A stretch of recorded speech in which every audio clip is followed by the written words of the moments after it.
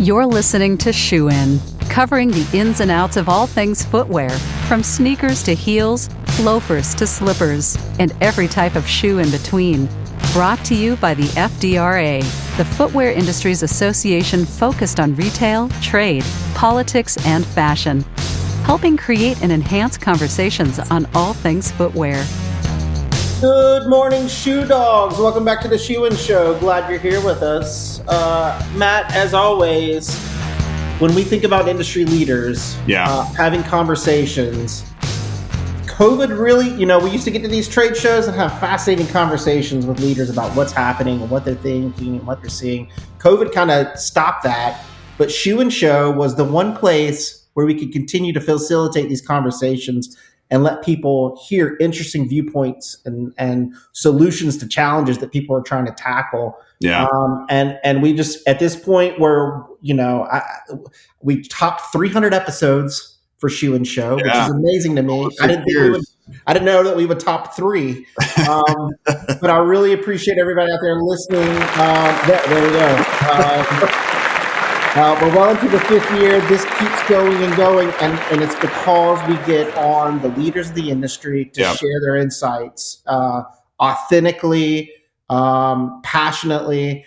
So I know, we've got one of those leaders in our industry on the show today who is soon to add to his CV, author, which is always exciting. So who we got?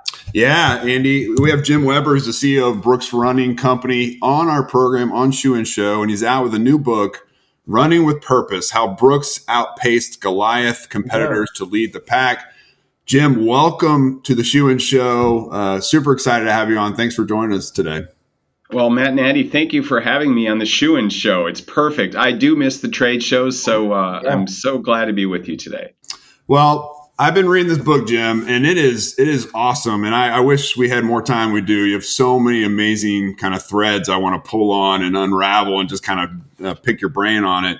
But as I'm reading through this book, before we get to your stint at Brooks starting in 2001, you make your way from Minnesota to Arizona and then to the Pacific Northwest. And all along the way, you develop this reputation to be a fixer, right? And I had this vision of Harvey Keitel, the wolf in Pulp Fiction, right? You come in and you just mop up.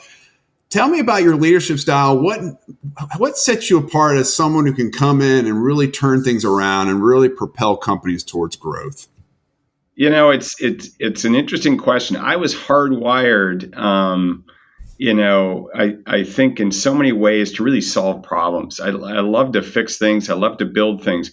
But early in my career, I was pretty wonky. I figured, okay, what does a CEO do? A CEO has to figure out a way to compete, to be successful, to be profitable, put strategies together, build plans, obviously, then, track it all with numbers and make all that happen. So in the early days of my career, I always wanted to run a business. And each business, if you get hired from the outside as a CEO, often there's issues in the business. And so I actually did, 4 turnarounds. When I got to Brooks, first and foremost, it was a turnaround. And I loved it. I learned so much. All the businesses really were struggling from a profitability standpoint. And truthfully, the brands needed to be focused and repositioned. And so I was able to lead the team to figure that out. And in the early several years of each of them, we got the ship righted and profitable. So, in the early years, I just loved the puzzle of solving, for an individual brand and business. And all of that, I ran 3 companies before I got to Brooks. All of that learning, and I made plenty of mistakes, was just so key to, I think, being able to see the path for Brooks and understand what we had to do to build it. Yeah, and I would encourage our listeners, pick up a copy of this book, Running with Purpose, because I won't spoil it, Jim, but there are some interesting things you run into in some of your prior companies that are will blow your mind as to illicit behavior and things being imported in that were interesting. But I'll tease it out in that way. When you arrive at Brooks in 2001, you set out to really do this turnaround with a 1-page document, a 1-page strategy, right? And in a world of our corporate culture with PowerPoints and strategic planning and all the different things that go into corporate culture, how did you come up with a turnaround strategy on one document? Do you have a really small font, or how did you like fit all you wanted to do into that one document? Margins. Exactly. Yeah, big margins. Actually, no, it's bullet points and on a landscape chart. It's pretty efficient. But, I think here was the key is that, by that time I had understood that enthusiast performance sporting goods, first and foremost, it's about the product. So we had a focus on premium performance product, and premium was key because in the equipment business, sometimes the margins are low. You can work so hard, create a fantastic winning product, especially in a smaller category, barely move the needle, and you don't actually get a return. So I'd been wired around premium performance products for enthusiasts, and that really was the focusing effort at Brooks. So everything else came from that, in footwear and apparel, but it's our cycles are so critical because our lead times are long. So you have a product development cycle. You have to run that really well. And then you have a delivery cycle starting with, demand planning all the way through supply chain and all of that. So managing those two cycles well, the development cycle and the delivery cycle, and that's the whole business. That's the whole business. And I cut my teeth in seasonal sporting goods. One was snowboards, winter sports, and one was summer sports, O'Brien water sports, wakeboards and the like. And those, if you're late on product, you don't miss a week or a month or a quarter. You miss a whole year. So it was really a tool to organize our strategies and what we had to execute in a very simple way for our entire team. And here's the truth, Matt and Andy, we're still executing the essence of that strategy today. Wow. Delivering on time, complete, creating energy and excitement around the products, telling our stories to our customers. In this case, it's runners. So yeah, it was powerfully simple, but really hard to do. Of course, it just because it's a simple strategy, it doesn't mean it's easy to execute. But yeah, it's still almost in place today. Obviously, we've added things to it, like digital, but it's helped our team focus. Yeah, and I do want to talk about that a little bit too, in terms of how you're managing your supply chains, your development cycles now. If that's so critical, obviously, we're seeing a lot of companies having to add extra time in, which creates more risk to hit the market correctly, right? You want to make the right product at the right price, getting into the right person's hands. It just makes it a lot more difficult to know if you're going to be on trend or not. How are you guys? And we thought the Trump tariffs were the end of the world, right? And now we've got all these extra challenges that we're facing with. How are the conversations going with your teams, and how are you guys adapting to this kind of continued supply chain chaos that we're in? Yeah, no, we're all dealing with this situation in front of us. And in one of your earlier podcasts I had listened to, you talked about the things you don't control. Look how many things we don't control today, right? So, agility and resilience are just buzzwords.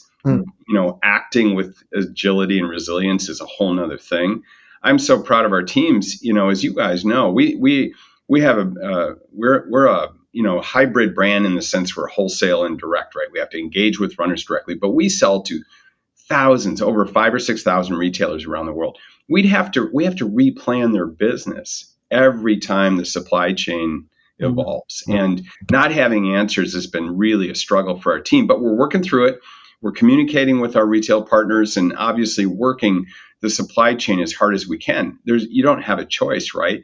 Here's the conversation we had last fall. When in southern Vietnam, the quarantines began to close the factories. Yeah. Obviously, our hearts sank. I mean, I was just numb for 3 months because there 3 weeks. There's nothing you could do. Yeah. Right. We just have to work through it. I described it as I'm from the Midwest, as a crop failure. There's nothing we can do to make up that production. We're just not going to get it back. And of course, we're back on the curve now and we've recovered. But, because our supply chains are so long, now is the leanest times in run product. And certainly for us, because of the issues we had in August, September, principally. So, I think, look, we've tried really hard to, make our supply chains more efficient and pull days out of it.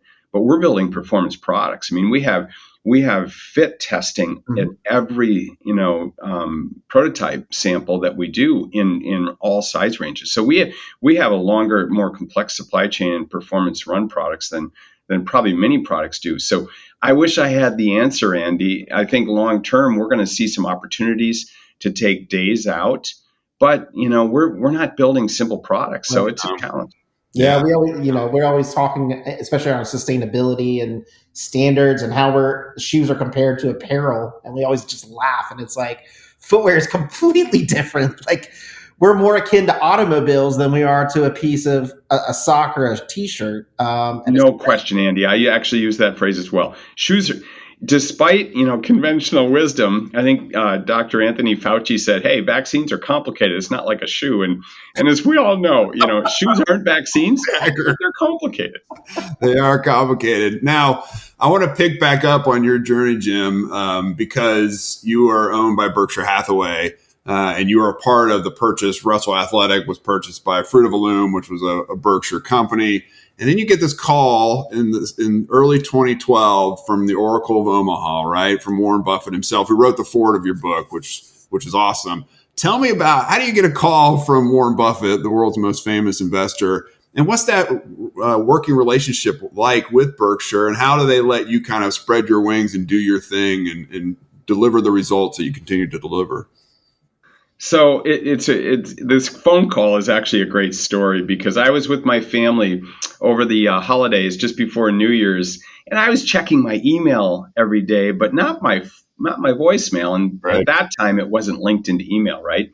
So I was with my family. Get back, I think it was probably January 2nd. Get in the office early because I like to start the year ready to go. So at 7 a.m., the red light on my phone is blinking. I answer the voicemail. "Jim, this is Warren. I got an idea. Give me a call." It was 5 days old. I'd let a voicemail from Warren Buffett sit in my inbox for 5 days. I called him. He answered the phone, and he just said, "Jim, you guys are doing great." And I knew he would be a fan of what we were doing at Brooks. We're trying to build a brand. We're trying to build it with customer affinity and a moat, so to speak, and create good growth and margins and return on capital. So he said, "Look, I think what you guys are doing is completely distinct from Fruit. They're going to focus on apparel. You guys should continue to develop out this brand. And so we're going to spin you out and have you be a direct Berkshire subsidiary." And of course, my response was, "Warren, I think that's a good idea." And, it's been a game changer for us. Since I've been at Brooks, we've had 4 owners. We've had private equity, obviously captured company in larger organizations. And so with Berkshire, it's such a competitive advantage. They just play the long game. And because we're one category, we go with the cycles in running. In 15 and 16 were tough times in run, and we struggled in those years. And so they allow us to play through that. And it was true with COVID and the shutdowns and the supply chain. We're doing fabulously well because demand is so strong. We've always been profitable, but we don't manage to have to make a number next quarter or next year. And that's been the gift that this long-term investment horizon has, Matt. I remember, it was in probably 12, 13, 14. It was another time when dollar was strengthening, margins were compressing. There was just cost pressures everywhere. And our margins in Europe were horrible. And I thought, okay, now we're part of Berkshire. Warren Buffett's going to understand how to work currency. Should we hedge? What could we do? I'm going to call Warren and say, how do I deal with this currency issue? Because our profitability is under pressure. And it was incredible. Here's what Berkshire gives you. He said, "Jim, I don't have a clue what's going on with currency, so I spend no time thinking about it. And so if I were you, I'd focus on your customer. And guess what? You're going to make less money next year in Europe. There's nothing you can do about it, but focus on your customer, and over time you'll be fine." Wow. And it's so powerful because I've been in public companies, I've been in private equity, and we all know if you have a lot of bank debt, the pressure on cash flows and the like, and we run our business with that diligence and energy and discipline. But to have that backdrop of a long-term point of view on the customer is really powerful. That's super refreshing. You say in your book, like, money demands certain things of you, expects certain things of you. It's unrelenting. And so it sounds like Berkshire, in spite of the fact that Warren and his team and you all are highly successful, and the return on invested capital is amazing, right? That it's not about the money; it's about the customer. Have Warren Buffett tell you, "Hey, focus on your customer." Like it almost seems cliche in our industry, but to have him say it makes it, take it to the bank, right? Literally. That's where revenue, that's where you look at the revenue and margin line, it's customers being willing to pay, a fair price so that you can actually be profitable. It reflects value. So he understands that, the customer's perception of our products and brands is where all the value comes from. It's true, right? So yeah, we're fortunate. I'm just happy when you had that conversation. It wasn't that he had a stock tip for you that you missed for 5 days and missed out on a couple of billion. I'm just I'm happy it didn't go that way for you, so you didn't have to worry about that and have that. Yeah, I'm not a source of great acquisition ideas, I'm afraid, for Warren Buffett. I want to go. I have this thing that I've been thinking about for a long time now around. Just in our world, the noise that we have, Jim, just the unrelenting pings that we have on our phone, on if you got Slack or email, phone calls. It seems, you want to talk about money being unrelenting. I think our attention to different things is unrelenting, and social media is building that out, right? It's making us more addicted to it in many ways.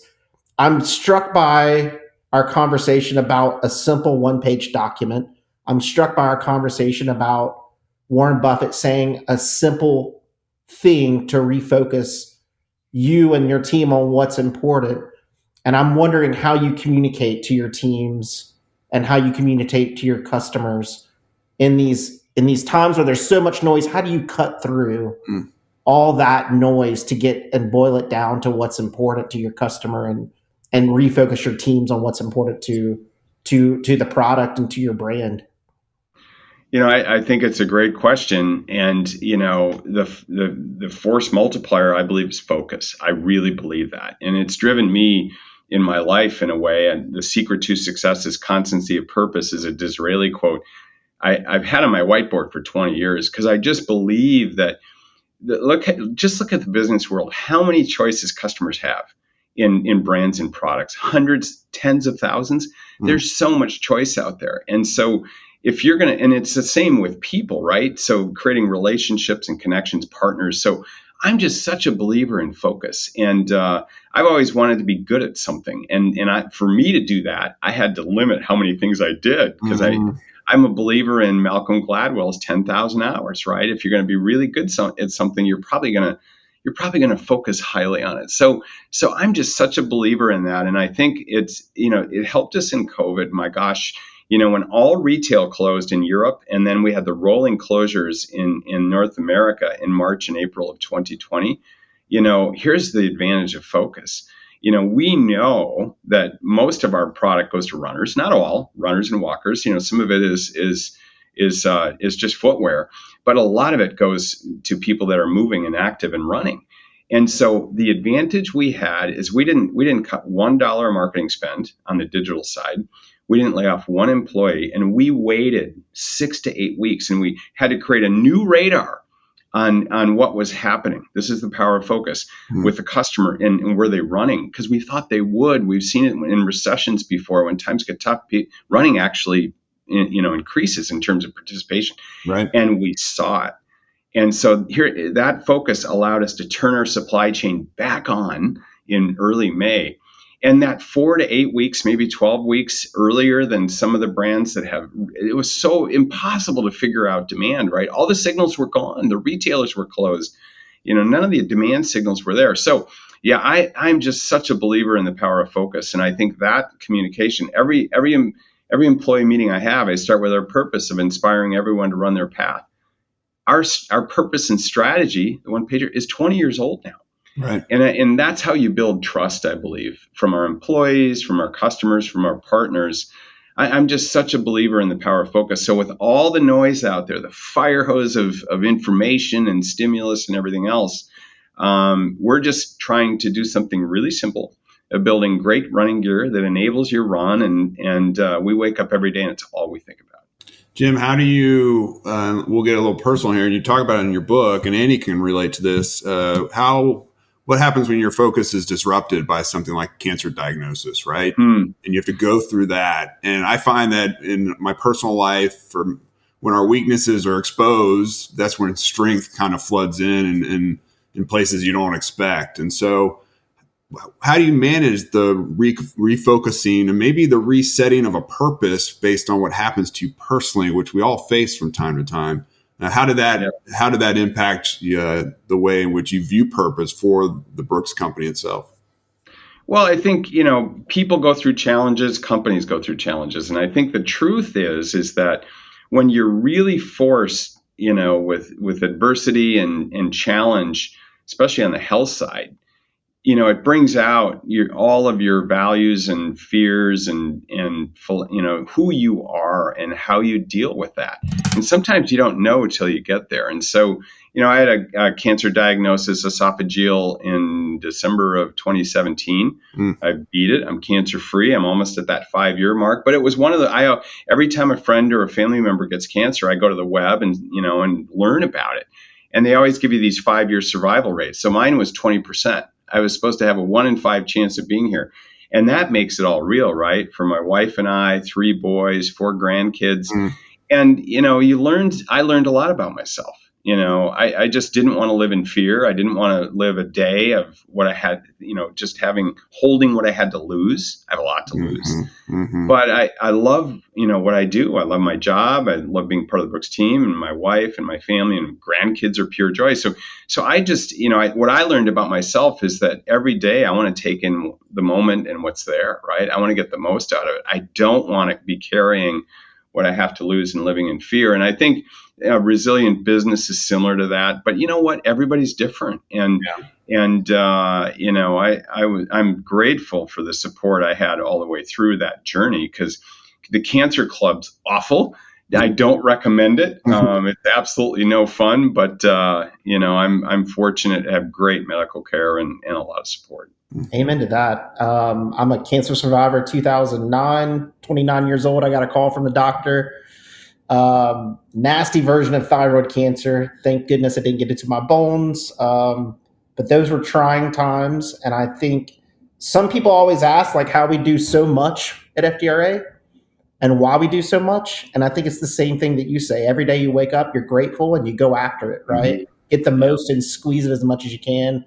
I also do not wish cancer on anyone, obviously, but the benefit in my life was being grateful and having empathy. I think more empathy for people and trying to see what they're going through, and thinking about that. And I think, especially the last 2 years, all of us are going through kind of a crisis of health, mental health, physical health, et cetera. And I think, as an industry, I'm proud of our industry about how it's worked together and collaborated, and tried to pull together and solve challenges. And I think that's one of the bigger things that, we're trying to focus on now is how do we get companies to work together in the future and have a bigger impact on our world environmentally, but also develop new products and services in this kind of changing world. And, I don't want to get into the politics of what's happening, but Jim, I feel like COVID was a marking point where it was a warning that the world was changing.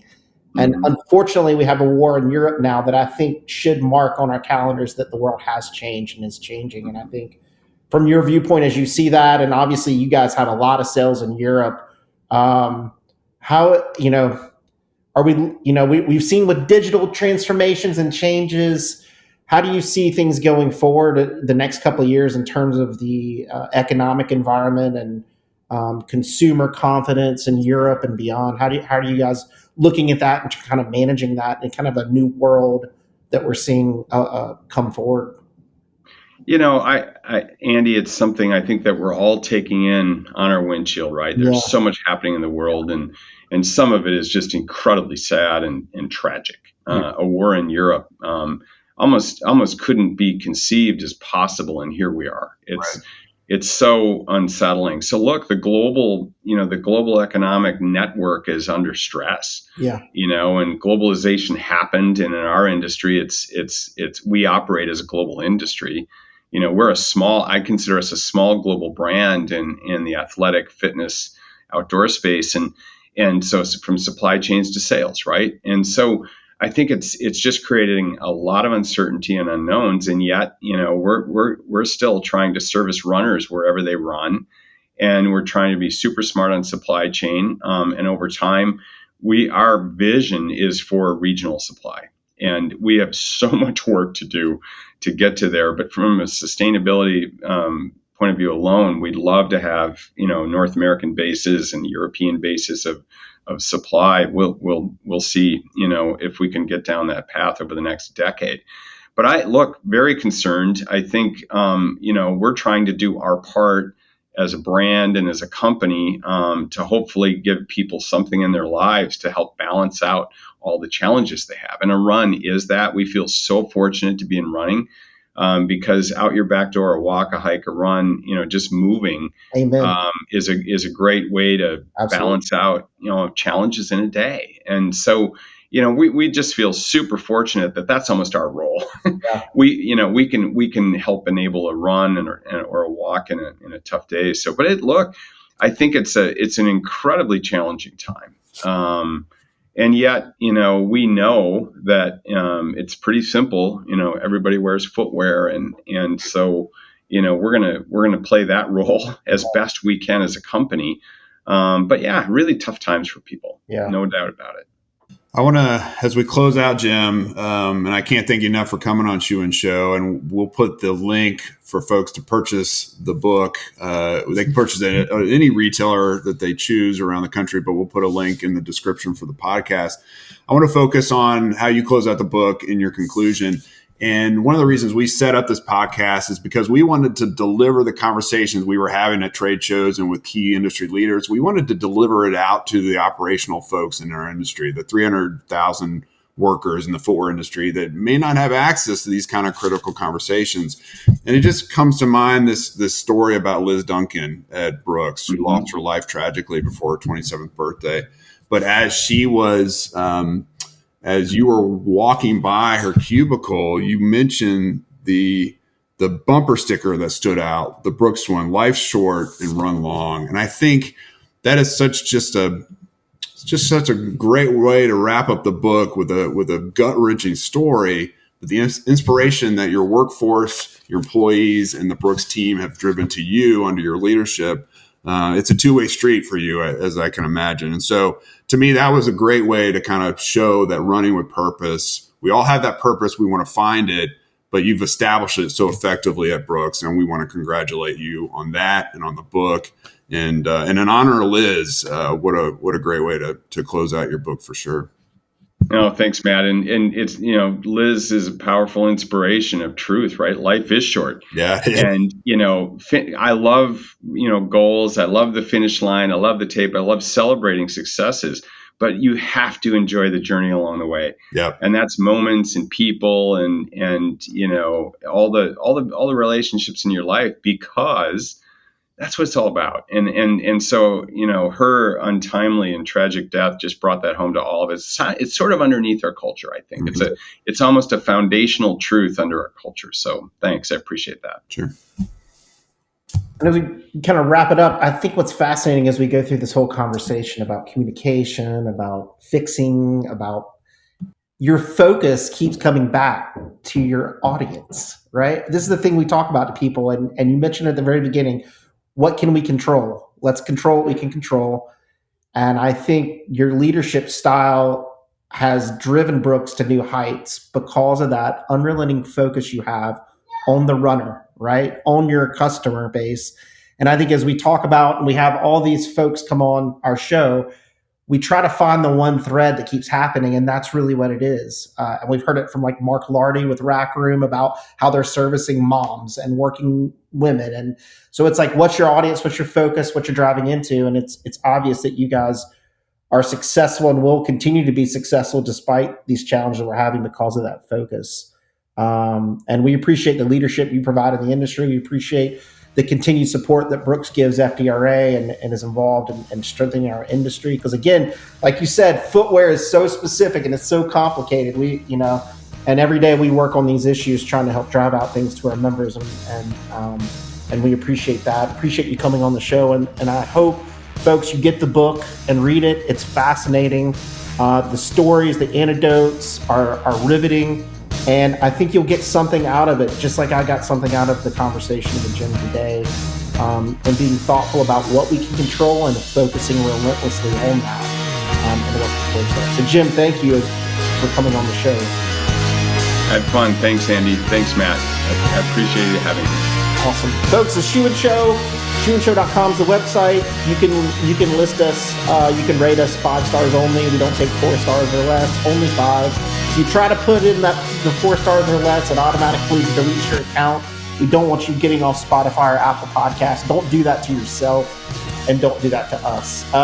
So again, we appreciate you listening. And next week, another great episode will come out.